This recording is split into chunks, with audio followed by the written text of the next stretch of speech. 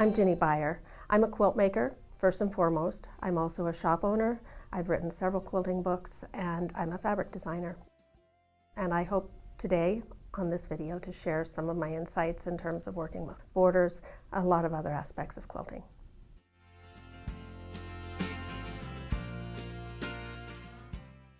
Anytime I look at a patchwork block, the very first thing I say is, where can I use a border print? Because it's amazing what a border print can do to enhance the block. It's amazing to see all the different ways that a border print can be used. For example, in the Shenandoah basket quilt, you can see how it's been used in some of the baskets. You can also see how it's been used in the sashing between the baskets. And it has also been used to frame the outside of the quilt. In the stained glass star quilt, a narrow border print frames the outside of the shape. The Rajasthan quilt also uses a border print squares, very large ones. Notice that the center square is different from these other four. That's for two reasons. One, for variety, to give a little more interest, but also it does conserve the fabric because the center square was made from leftover pieces from the other four squares. This block has a great big square in the middle, and I look at it and say that would be the perfect opportunity for using a border print within that square. But the first thing I have to do is divide it down into 4 triangles. So I will do a diagonal line from that corner to that corner, and another diagonal line from this corner to this corner.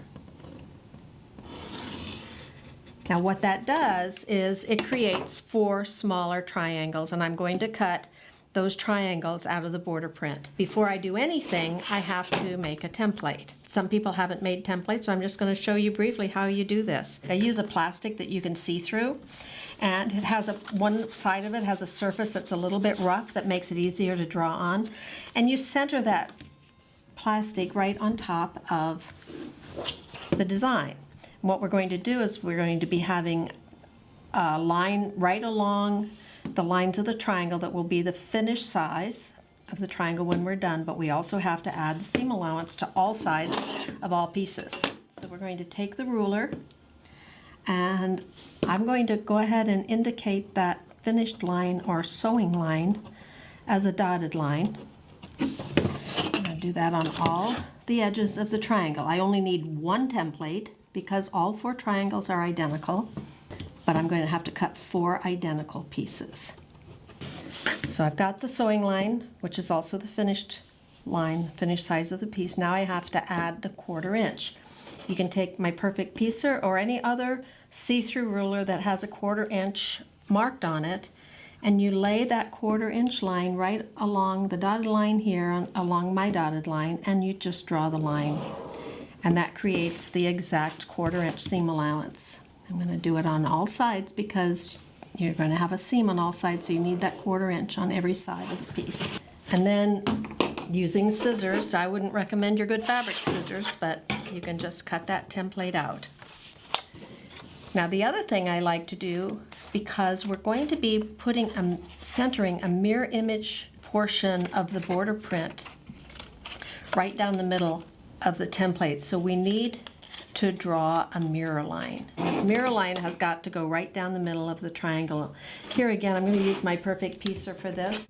So I've got my template with the mirror line, and we're ready to cut out the pieces. So this is the exciting part. First of all, I always like to have the grain line marked. With this, we're always going to run along the stripes because we want an edge from the striped fabric to fall just within our sewing line, which is that dotted line. But I'm going to go ahead and mark it anyway. I always just get in the habit of marking the grain line on with an arrow, and that's going to tell you where to place the template on the straight of the fabric.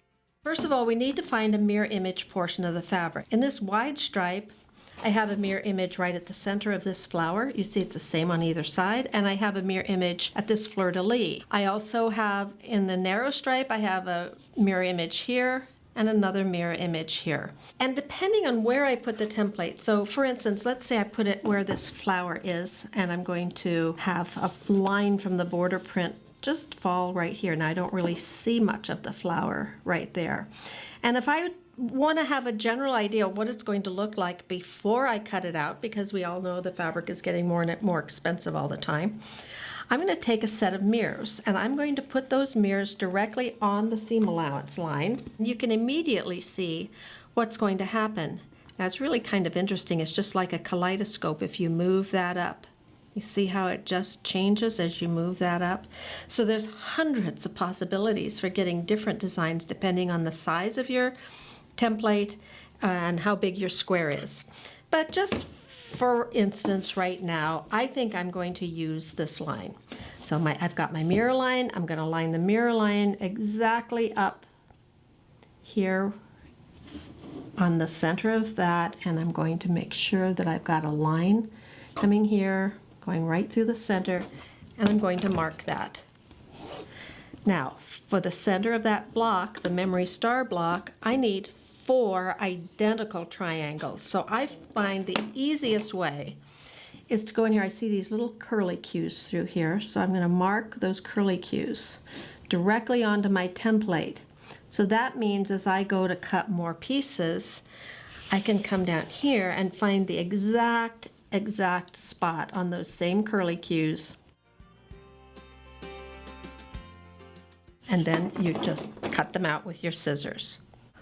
Okay, so now you can see the 4 identical triangles that I've cut out from this border print. You can see the black line, that's the seam allowance that has been allowed within the fabric design. And of course, it's not going to look exactly like this once we sew it together because we'll be taking up the seam allowance in the middle. If I'm doing this in an overall quilt, I don't necessarily have to use the same border print square. In fact, I want to utilize the fabric to the best of my ability, so I will go in here and use some of the alternate space to do a different set of blocks. As long as each square has the same 4 identical triangles and they will come together and form a design, then it's fun to do as many different ways as you can. So for instance, let's look at this block, Memory Star. Here's the Memory Star block without the border print. And now look what happens when we add that border print square.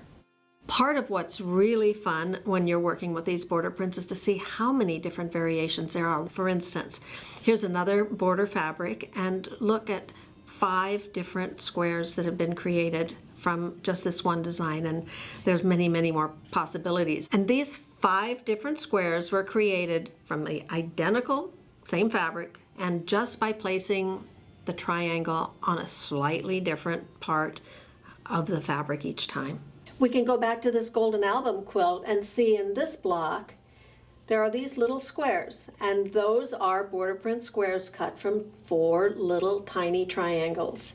Now the block directly below, while this isn't a square, we haven't put 4 together, but you can see how in the same shaped triangle how the border print has been centered to give this little interesting effect. But I always have a line from the border print falling just within that seam line, so that acts as a nice little frame. You'll see that throughout. I think having that little line kind of helps to delineate the pieces.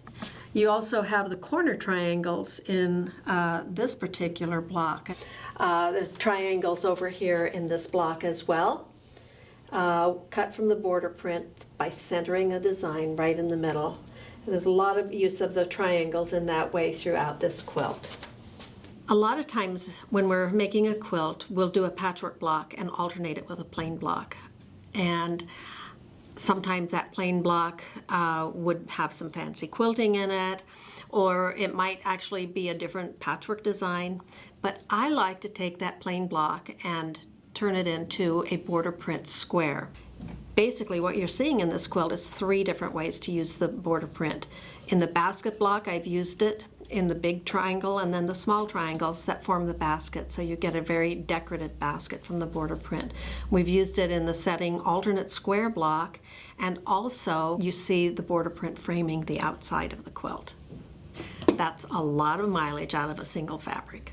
Here's the same basket quilt, just done with different fabrics. Here's the border print, here's the basket, and look at the quilt.